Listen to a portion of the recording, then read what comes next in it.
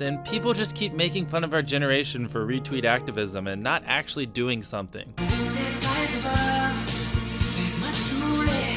Which is why we created TeamTrees.org with the help of the Arbor Day Foundation. Restoring our forests is the most effective natural solution to the climate crisis. TeamTrees.org's mission of planting 20 million new trees by 2020. Where every donation of $1 equals 1 tree. You might be asking yourself, what would planting 20 million new trees do for the planet?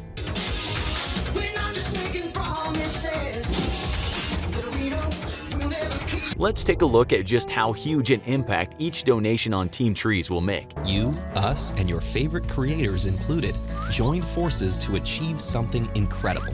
That's a great idea. If we can only all get together and do something amazing. We genuinely need all the help we can get. And honestly, I've done everything I can. I got a bunch of fans together and we planted thousands of trees. What if that achievement not only immediately made our shared world better for each of us, but it also made the world better for all of us? I've literally tried my best to do everything I can, and now it's your guys' turn. You guys have been spamming my comment section and spamming my mentions on Twitter telling me to do something. And now I want to see that same energy. This is your chance to make a difference. For every dollar you donate here on YouTube or at TeamTrees.org, a tree will be planted. Consider donating $1 or more, and do it right now because let's face it, later you'll forget. You've already forgotten the website. It's TeamTrees.org.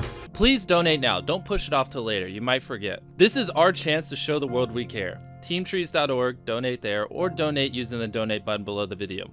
TeamTrees, and the goal is simple: 20 million trees by 2020. That is a huge opportunity, and internet content creators from all over, every genre of content, we're all working together to do this, but we need you.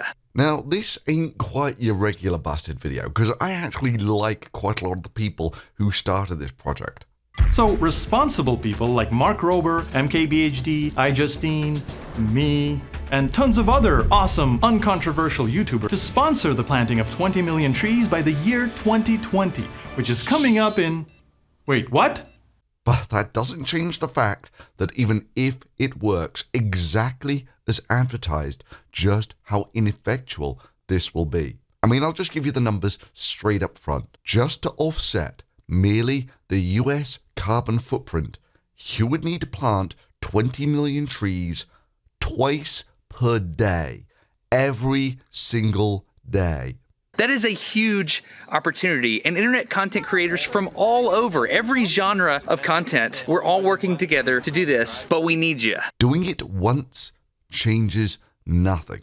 In fact, in reality, TeamTrees is probably more counterproductive in that you're not doing anything to convince skeptics while simultaneously you're taking would-be activists and making them feel happy like they've achieved something. Because they were part of TeamTrees. It's day number 2 and we brought a lot more people. And now we're gonna try to plant the 20 million trees. And sure, there'll be a lot of people in the comments down below saying, you know, well, at least they tried, their heart was in the right place, and what have you ever done, and so forth. And I can see why you might think that. But the simple reality is that I care about people understanding things. And if you understood this, the only honest sales pitch here would be, we're going to make a gesture. It's going to be operationally insignificant.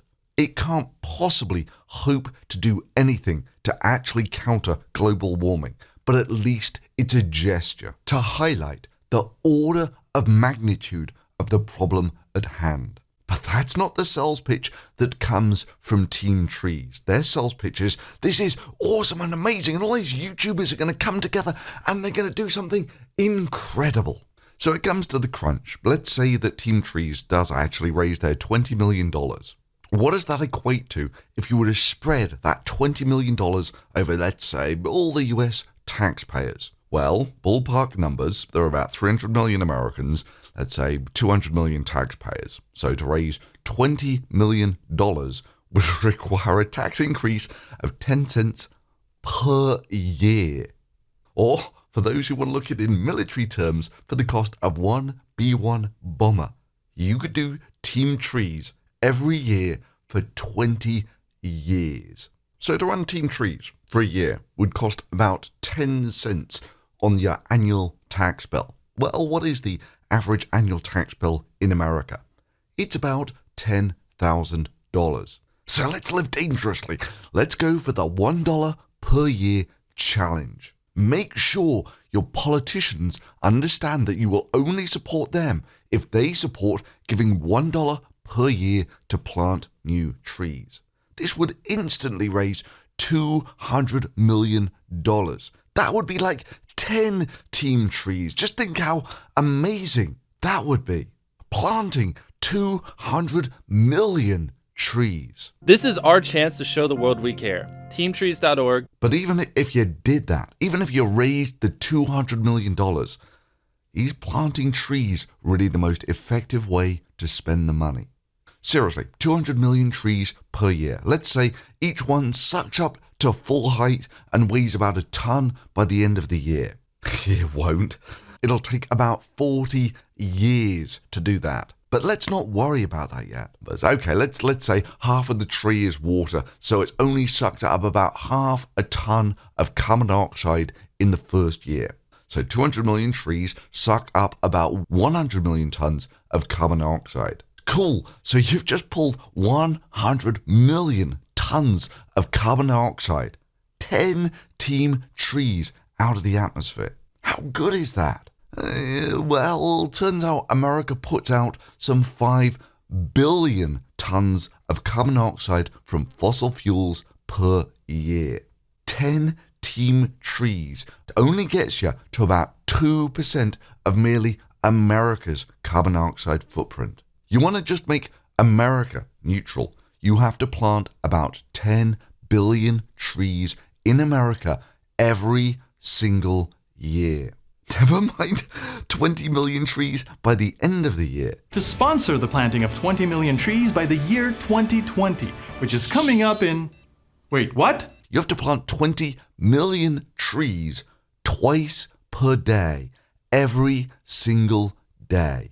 And this is ignoring the fact that there really aren't that many places where you can plant 10 billion trees without completely messing up the ecosystem. I mean, even assuming you cut down a forest to begin with and are just growing it back, what you got to bear in mind is most of the extra carbon dioxide in the atmosphere didn't come from cutting down trees. It came from burning fossil fuel. You can't take it out of the atmosphere without growing forests where there were no forests before. And seriously, just think about that for a second. The land and water rights to grow 10 billion trees, give or take 30 trees per American per year. That's not a one-off. You have to do that every single year. And the only reason I bring it up is to put into perspective what a one-off planting of 20 million trees is worth. That is a huge opportunity, and internet content creators from all over, every genre of content, we're all working together to do this, but we need you. But really, none of that is your problem. Your problem is that there are still people going around saying that there is no such thing as climate change. But if you'll excuse me for being blunt and addressing the elephant in the room, what the hell is the point of all the stuff like this when the President of the United States is a global warming denier? All of this with the global warming and that, a lot of it's a hoax. It's a hoax. I mean, it's a money-making industry, okay? What an impact that would make. I'm not denying climate change, but it could very well go back. You know, we're talking about over that's millions of denying years. it. Scientists who say it's worse than ever. You'd have to show me the scientists because they have a very big political agenda, Leslie. I can't bring them in. Scientists also have a political agenda. Well, not exactly. Climate scientists think that the planet is getting warmer because they've measured it. And one of his first actions as president was to appoint a head of the Environmental Protection Agency who was also a climate change denier. Human activity on the climate is something very challenging to do, and there's tremendous disagreement about the degree of impact. So no, I would not agree that it's a primary contributor to the global warming that we see. and then went on to withdraw from the Paris Climate Accords. My solemn duty to protect America and its citizens. The United States will withdraw from the Paris Climate Accord. I mean, this was the head of the EPA in the Trump administration, before he got removed for corruption, saying this. Why are the hottest temperatures in the last decade essentially the hottest temperatures that we've seen on record? We've actually been in a hiatus since the late 1990s. But sir. Yeah, he uses the utterly debunked "there's been a climate change hiatus since 1998" argument. I mean, this is the part that he's actually talking about. Look, I was born about the last time man walked on the moon, in the early 70s. That means I've been around for somewhat more than 45 years. And over all of that time, there have been only 7 years in my lifetime which has not been one of the hottest top 10 years on record. So this is data from NASA's Goddard Institute for Space Studies. They do the surface average temperature analysis, and they've got data going back the best part of 100 years. So if we take a look at that data, we see that it goes back to about 1880. It's best part of maybe 150 years. And they have the temperature plotted up from the historical average. So you can see that from about, the last century has been a steady incline in temperatures. So I wrote a little script that tells you of all the years in recorded history, the last 100, or where we have accurate data, how hot that year was rated in all of the years where there is accurate data. So I was born 1972, which was the 16th hottest year on record. Then there are a few years in this sort of region here where it wasn't actually one of the hottest top 20 on record. Then there was a solid decade where it was basically every single year was one of the hottest top 10 on record. And 1985 was the last time that someone was born where it wasn't one of the hottest top 10 years on record. And every single year since then, anyone born after 1985 hasn't been alive in a year where it hasn't been one of the hottest top 10 years on record. And you still get people like this EPA guy saying that, but global warming has been on hiatus for 20 years or something. And it's like, what? Or you get people saying that it's a hoax. What an impact that would make. I'm not denying climate change, but it could very well go back. We're talking about over millions of years. And if you think that's bad, if you were born in 1987, say like Steven Crowder here, every single year he's been alive has been one of the hottest top 10 years on record. Oh yeah, by the way, they call that the pause. Yeah, by the way, there was a complete and total dead stop to all global warming for over 15 years, and rather than readjust their models, current climate scientists employed by your tax dollars simply chalk it up to being the pause. Hell, he made a video about the top myths of global warming debunked, not only in the hottest year on record, but in the hottest August in the hottest year on record. But praise be for small mercies. It looks like Steven Crowder actually set that video to private now, even though his scornful mocking tones of real science are still right up there on Twitter. Let me explain a little more. To be a science denier at all to the current climate change coalition, you merely need to be skeptical of any one of these four things. Number one, that the Earth is warming. But you know what's going to happen? He will simply move the goalposts to, okay, maybe there is some global warming, but mankind's really not responsible for it. Or, it's just not that bad. The normal stages of global warming denialism. Which is scales of delusion that make the TeamTrees thing, we're going to make an awesome difference by planting a few million trees, seem sane and balanced. The principal problem is that we are currently in a hole of literally astronomical proportions. As you might expect, it basically took the entire population of the planet burning fossil fuels for almost a century to make it. So how does the size of global warming compare to the entire power of mankind? The entire of global warming is a mere 1 part in 1,000 extra absorbed energy from the sun. Which doesn't sound so bad, right? I mean, 1 part in 1,000, you could barely detect it. That is until you realize the soul-crushing dimensions of what merely 1 part in 1,000 extra energy of the sun represents. All of the power that mankind consumes is about 1/10 of that 1 part in 1,000 extra energy that we're getting from the sun. Global warming makes mankind's entire power production seem like a quaint gesture. Hell, it corresponds to merely 1 part in 10,000 of the energy that we receive from the sun. Now, the reason, of course, that we don't radiate as much energy into space as we used to is because we've increased the carbon dioxide concentration in the atmosphere from about 300 parts per million to 400 parts per million. And bear in mind that it took the best part of 100 years of the entire of mankind to get there. And we got a lot of bang for the buck out of burning that gas. But the hangover from this party is going to be long. Generations long. In the meanwhile, what's climate change doing to existing forests?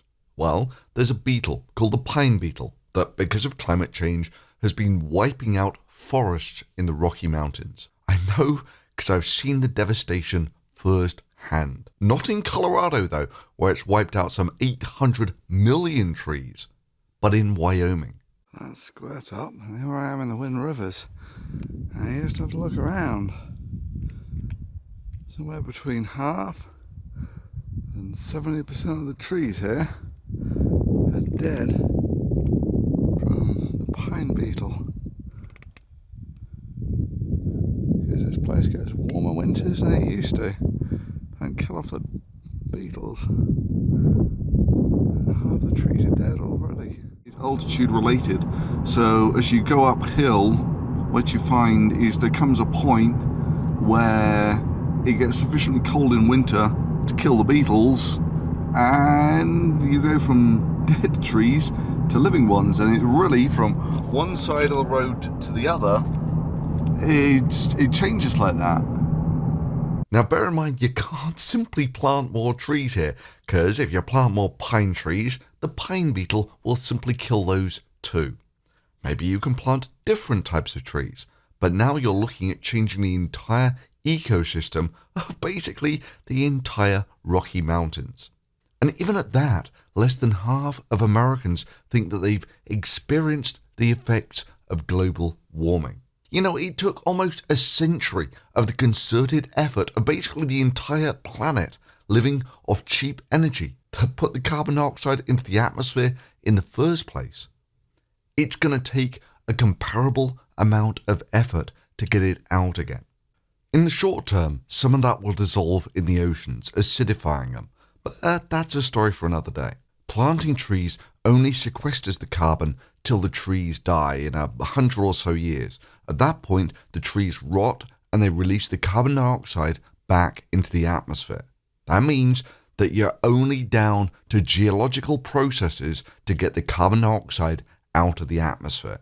This is just a consequence of taking megatons of oil that have been stored underground for millions of years and turning it into carbon dioxide and releasing it into the atmosphere. There's nowhere for it to go. Like I say, we had a blast for the last century, and there is one hell of a hangover coming.